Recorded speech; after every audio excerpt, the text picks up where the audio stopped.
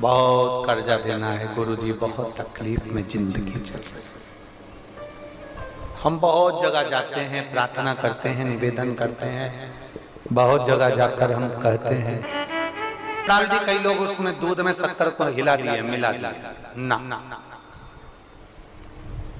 जल भरा, जल में कुछ आ गया, उंगली डालकर निकाल दिया, या कोई पत्ते से या कोई फूल से या कोई सामग्री से निकाल दिया।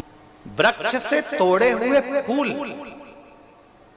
और यहां तक एक कथा में वर्णन किया कि एक फूल ऐसा भी है जो तोड़ा नहीं जाता, जमीन पर गिरा हुआ फूल। कौन सा बताया था?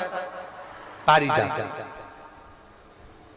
उस फूल को तोड़ा नहीं जाता, वो फूल जमीन पे गिरना चाहिए, जमीन पर गिरेगा, उठाओगे तब शंकर को चढ़ेगा। वो पारिजात का फल।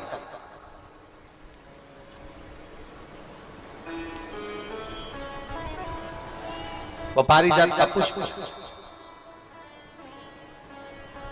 पुष्प का एक नियम है। अब वृक्ष से फूल तोड़े आपने और उसको धो दिया, वृक्ष को, टूटे हुए फूल को तुमने धो दिया या पानी के पात्र में उसको डाल दिया। पानी के पात्र में भी अगर उसको डाल दिया, तुम्हारे पास बाल्टी है, कमंडल है जिसमें पानी भरा हुआ है, लोटा है जिसमें पानी भरा, और मैंने तेरे ही बाबा तेरे ही भरोसे, आप विश्वास के साथ उसको भजोगे, उसको विश्वास के साथ रमोगे, वो प्राप्ति होगी। अगर हमने फूल, फिर निवेदन है, दूध चढ़ाने वाले व्यक्ति याद रखना, बहुत कर्जा है, बहुत कर्जा, चूक ही नहीं रहा है। आज शिवरात्रि है, 5 शिवरात्रि को आपको ये कर्म करना, 5 शिवरात्रि, 5 के बाद में फिर अपन बात करेंगे। तुम्हारे नगर में जब कथा हो, तुम्हारे आसपास में कथा हो, तब जरूर आना और पत्र लिख कर देना कि 5 शिवरात्रि का उपाय करा था और फल मिला। 5 शिवरात्रि, बेलपत्री की डंडी का मुख जलाधारी की ओर है, दूध में शक्कर मिलाना। शक्कर मिलाने का मतलब है दूध का पात्र, उसमें शक्कर डाल दी, पर हाथ नहीं डाला, चम्मच नहीं डाली, फूल नहीं डाला, उसको हिलाया नहीं गया। यहां तक शास्त्र कहता है शंकर को चढ़ाने वाले जल का जो पात्र होता है, जिसमें जल भरा होता है, वो भी राम झारे से जल चढ़ा।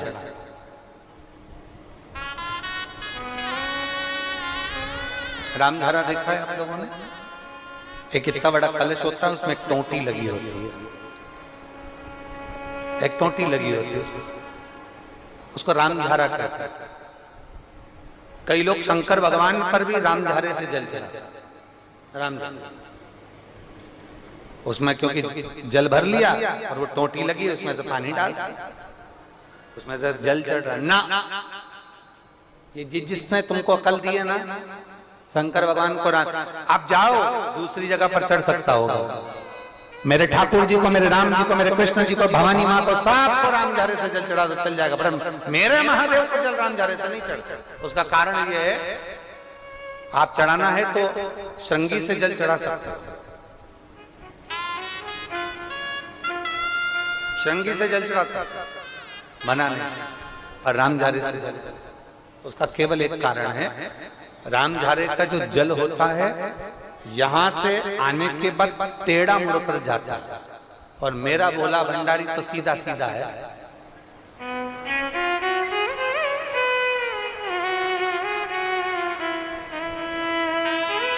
फिर वो भी बहुत घूम फिर के तेरे पास आता है, बहुत घूम फिर, सहजता में भगवान शिव को रिझाने का प्रयास, सहजता, सरलता में भगवान शंकर को मनाने का प्रयास।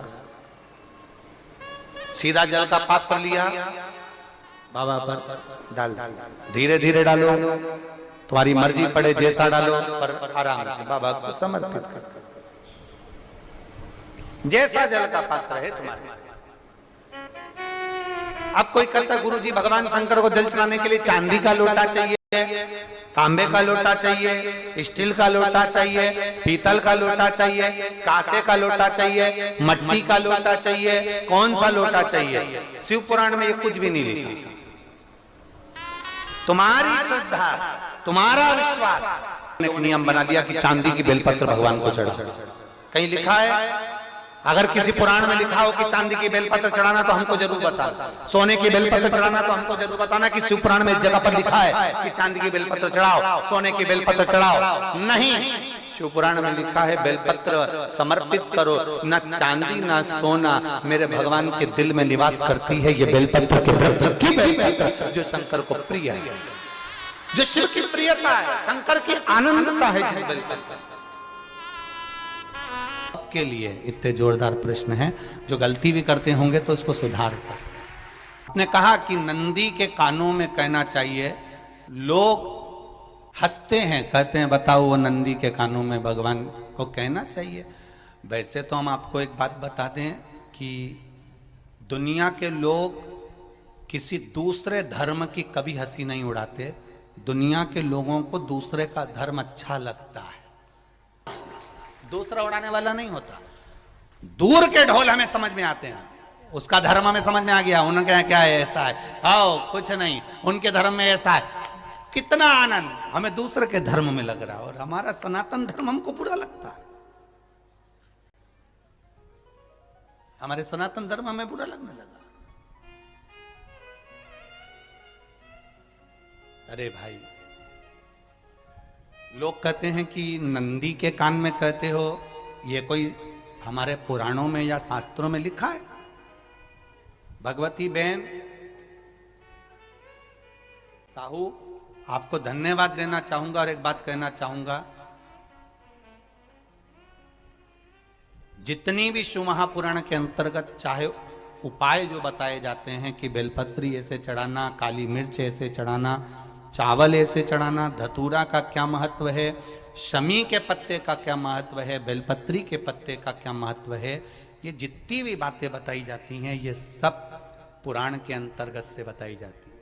अब दुनिया के लोग इसको चाहे टोटका कह दें, चाहे दुनिया के लोग इसे टोना कह दें, पर पुराण से हटकर कुछ नहीं।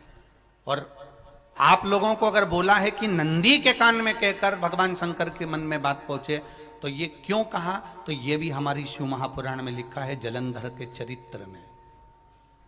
कोई आपसे कहे कि नंदी के कान में बोलने से क्या होता है, ये जलंधर का चरित्र कह रहा है। मां पार्वती जी का हस्त कमल पकड़कर जलंधर लेकर जाने लगा।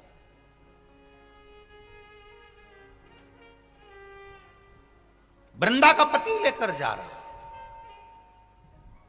वृंदा तो भगवान की भक्ति में लीन रहती थी, उसको तो जलंधर को सबसे ज्यादा तकलीफ थी नारायण से, पर शिव के पास आ गया, क्योंकि ईर्षा प्रवृत्ति अभी कथा में कहा, कोई कोई ऐसा होता है जिसको तुमसे बेर नहीं होता तो भी अंदर से ईर्षा जाग जाती है, कोई कोई ऐसा होगा जिसको अंदर से ईर्षा जागती है,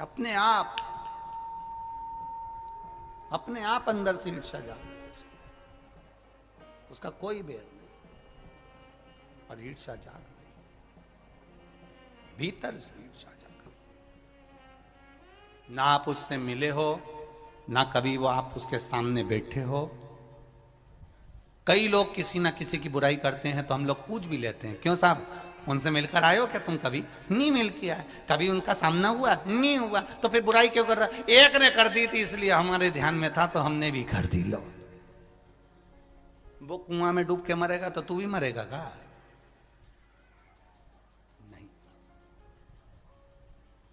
नंदी सामने बैठा है, गणेश जी को मालूम पड़ गया, कार्तिकेय को मालूम पड़ गया, मां